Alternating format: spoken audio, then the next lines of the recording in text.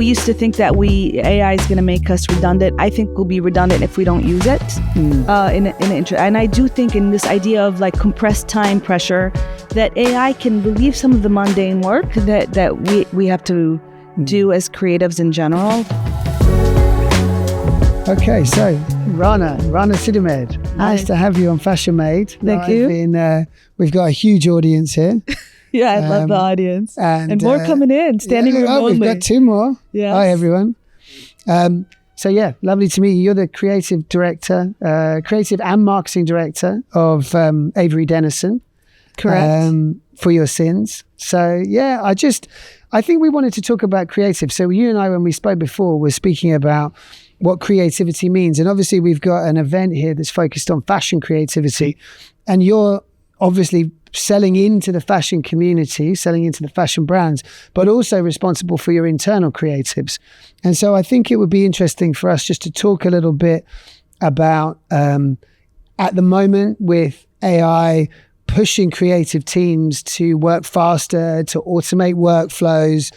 I thought it would be interesting for us to speak about how we balance that creative energy. So how do you get your creative guys thinking and coming up with new and innovative ideas while still serving the master, which is, shorter timelines, more cost effective product development. Basically, how do you balance business with creativity? And I'd love to kind of get your thoughts. Yeah, no, I think, Stephen, it's a very interesting question. And I want to say, though, that I come from a place where I used to be a creative myself, right? So, I started my career a long time ago, and I was a designer in the apparel industry. I was a graphic designer in the apparel industry. And I do recall having to come up with ideas in a very constrained, in a small time period. However, that time period since many moons ago when I used to be a designer has even shrunk more. So I really think about this kind of empathetic approach as I think about our team and at Avery Dennison. I mean, I do have a team of around 70 people that are globally dispersed, that are both creatives as well as marketing creatives. And so, it's a nice mixed bag of just creative people that hold different functions. So I do think that it's very important to think about the creative process and protect the team's time in a way that we get really amazing ideas, because I believe that creativity really comes when you create that space for that open mind time. And it's hard to ensure that you have that time where it's all about the next quarter, the timeline. We also do a lot of work for our clients, which are some of the brands that are here, I'm sure, right? So they have deadlines. So how do you, in this kind of very short period of time, how do you ensure that we do get the best creative ideas out of people in a very short period of time? This is something that we're all struggling with, I think. And maybe some of the tools here can help. Well, I hope so. Yeah, I hope so. And I mean, in terms of that creative process, like when you talk about building in time, again, now because you're overseeing a team of 70 people, so you have to wear 2 hats. You're a corporate director and you need to hit targets, and Avery Dennison need to win. But you also want to make sure your creative team actually have time to think. And how do you, when you've got a big team of people, allow for, like, the way I think is different to the way you think. Some people need space, some people need, I don't know, like everyone needs something different to find that creative flow. Yeah. So how do you do that when you've got a huge team of people that you need to manage? And I'll say not even only my team, because I mean, at Avery Dennison, since we are global, we do have, there's teams everywhere, right? It's not even beyond the creative team and the marketing team. I think as an organization, we've done a pretty good job to understand, like we block certain time periods, like no meeting Fridays, or in Asia in the evening, there's no meeting time. I think that, kind of framework has helped a little bit. But back to your question as the kind of the individuality of creativity. And sometimes, I guess some of the best ideas don't come when you're staring at a computer screen or even when you're looking at a whiteboard. A lot of people think, whiteboard sessions, very creative. But actually, I think creativity comes when you walk away from the whiteboard, right? And so I think flexibility is really important as well. And really understanding besides empathy, there is an element of trust that you have to have with your team where they understand what the project is, but it's not this forced, you can only do it from 9 to 5 because like you said, I think we were talking earlier, some of your best ideas come when you're at the pub, right? When I'm drunk, yeah. but I think it's, or, it's just, I think it's not when you're staring at a computer, you need to build in flexibility, and I think it comes with trust. Yeah, So. I would agree with that. And in terms of, obviously everybody here is going to be looking at AI, and I think most people understand that it's not a silver bullet and that it's something you implement to use as workflow management. But how do you see with the creative process, how do you see AI helping? And how do you see it becoming an issue where possibly a lot of the people in this event might not have jobs in 10 years? Well, I tend to love new technology, and I do believe that it's really important to embrace. I think it's just another tool. I think we used to think that AI is going to make us redundant. I think we'll be redundant if we don't use it. And I do think in this idea of like compressed time pressure, that AI can relieve some of the mundane work that we have to do as creatives in general.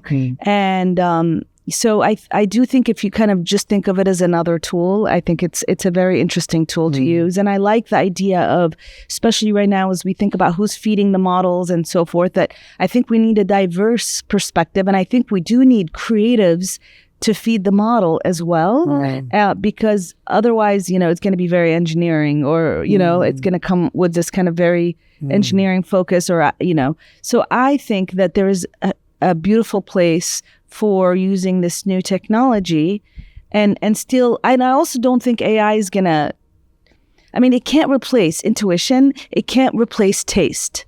So I think we've all worked with clients, right? And the beauty is sometimes they just don't know what they want. They have to see it, right? So it's not like the client is not going to take over the prompt because I think a lot of times they don't know what they want. They want faster horses, right? So when as you think about innovation, it's going to take, I believe, still a human behind the idea, and a human that really can tap into this creative universe, right? That can come up with this new innovation. So I'm not scared of AI. No. I think we can use it. There's a space for it. Yeah. And I think that really this industry, the fashion world, is at its core is an art. It's an art world. It's not, there are other sectors that perhaps are adopting AI in the creative process faster, although we do have some sponsors here that are doing stuff that accelerating while still retaining the artistic touch and feel. So that visceral feel of drawing or painting or touching or cutting or making. So I find it very exciting. I think that AI, from my perspective, can be useful when it comes to understanding exactly who Rana is. And so the scanning and the skin tones so I think it can be a very useful tool when it comes to getting us a deeper understanding of ourselves, but we still will want on the creative side to have that magic of that human touch in terms of what we buy and what we wear and what we feel. I forget who said this, that the garbage is going to take itself out, right? So in a way, yes, you're going to understand what still had a human touch to it, right? But it could be augmented by AI. But I agree with you. Even, as we think about sustainability and, right, the fact that we don't want to overproduce, and I think all the tech tools in the here, right, has really helped reduce the amount of samples that we're creating, and so I do think that it has also a positive impact on the world as well, right? So I think we can't forget about that, but I forgot what your question was. I'm not sure there was a question. Okay. One thing that a few people have said to me, and I think we might have touched on it, is with creative teams in fashion brands, in retail brands, in software brands, in service brands, sometimes do you think we run the risk of creative teams becoming almost like an outsourced agency, like not really part of the overall structure of the business, but like these artists that are high maintenance and an agency that need to be used? Yeah, I think, this is, I can only speak for my team now. And I think that we've come a long way as a team where before I think we were seen as, and I'm only talking about the creative department now, not the marketing. We were just seen as kind of the creative department, and that's where creative happens. And I think as an organization, we've done a really great job to make sure that creativity is infused in all of the different businesses, right? Mm-hmm. So, or different parts of the business. So it doesn't only live in the creative team. I mean, if you think about innovation and sustainability was the same way. We used to have an innovation team, and that's where innovation lives, or sustainability, that's where, and then I think we've reached this next level where we understand everybody has, a piece of this in their role, whether it's innovation or sustainability or creativity. And I do think that the creative team actually is now not only a creative team, but a great thought partner to a lot of parts of the business. And I definitely am a champion of that. The creativity has to live everywhere because, it's very important. I mean, I think that if we think about, and I think we talked about this idea of when we're creating something or where we're up against a deadline, and if you're operating in this kind of closed mode, email mode, it's really hard to open up your mind and really think about what's next for the business, right?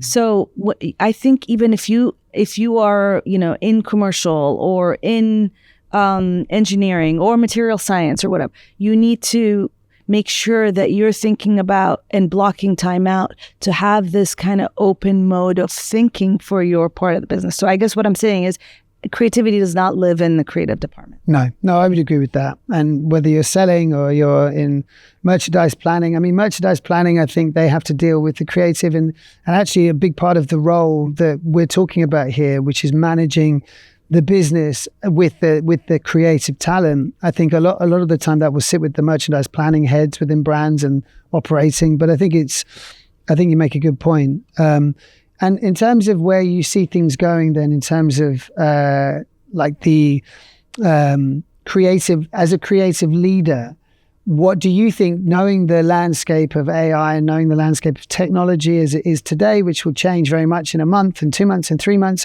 where do you see things going over the next, say, 5-6 years?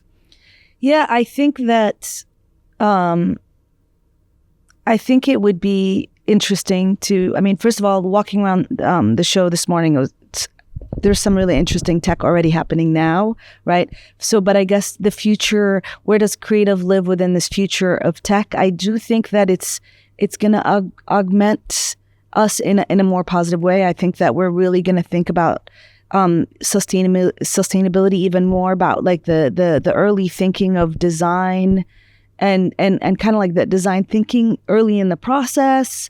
I think that I do think that it can only be a positive thing. I think that as brands and as companies, we're also thinking about how to slow down in order to move faster, right? So do we really need as much? I forget who I was speaking with yesterday, but this idea of like we're overproducing apparel, right? But is AI going to really help us with understanding what to produce and when? And so we're very targeted with our approach. I think that's going to be a very healthy. So I do think that there's going to be a lot of. I don't think we have all the answers, but I think that the more that we kind of lean into this and we understand that our intention is to have this like very empathetic view of our consumers and what they need, and obviously of the planet as well, then I think AI could really be a huge tool there. So agreed. We're doing. This is a bit ridiculous because it makes no. You look cool though. Cool, right? Well, we're doing an event called Retail Rebels, right, in New York at the end of the year. And it's all about reclaiming the customer, because I think a lot of brands, enterprise brands, are struggling with a tone of voice. And there's the Gen Z buyers have a very different mindset and a very different emotive reason to buy something. And one of the things that I just as you were talking, I was thinking is we don't really engage in that narrative the creative process isn't really engaged. It might be to say we do this sustainably, or this is, but we never really, I don't think, pull the designers into the enterprise brand discussion around the creativity. And I think maybe that could be an interesting way of grounding the creative teams a bit into the business side of things. I don't know. It was just something. I guess also what came up for me when you were talking about that is this idea of, obviously we all know about digital product passport and how everything that you're gonna wear or buy, right, needs to have this kind of digital identity. And there's a great way, and I know at Avery Dennison we have tools for that. At Mayo is one of them, digital product passport.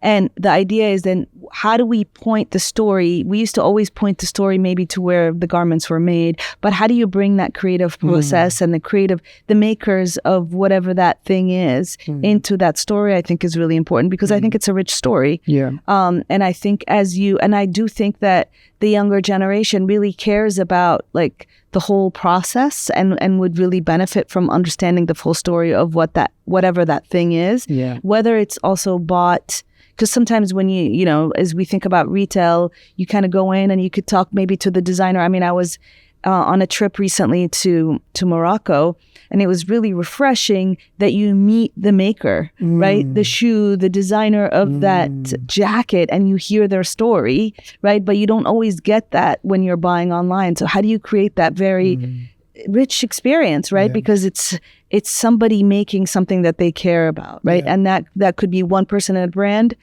or that could be, like on e-commerce as well. So it's interesting, because that's very much like the purview of the luxury sector. I think for now is that like emotional connection with the brand and the story.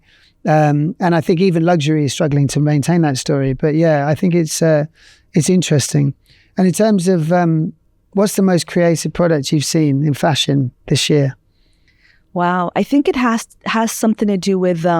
I was at another event in New York, and it was a sustainability event, and I think it's all about kind of the idea of the new leather, right? And I think I do love leather, but obviously it comes with a price when you're wearing leather. So I think it's kind of all the lab grown type materials are really interesting to me, and I think that we're just probably at the surface of that. I mean, I think I forget, there was like obviously the mushroom, the shrimp, right? Yeah. But I love that it's new tech, but using natural materials as well is kind of so to me, I think there's something really interesting about that kind of material science and new materials that could come from that. Yeah. So makes sense. Well, I think we should probably wrap up. You're going to join us in New York, right? Yes, I hope so. No pressure. I'm just doing it live on camera. I love that you're doing that. And thank you. Thank you so much for the question. Nice to see you. Yeah. Great to see you. Yeah, really cool.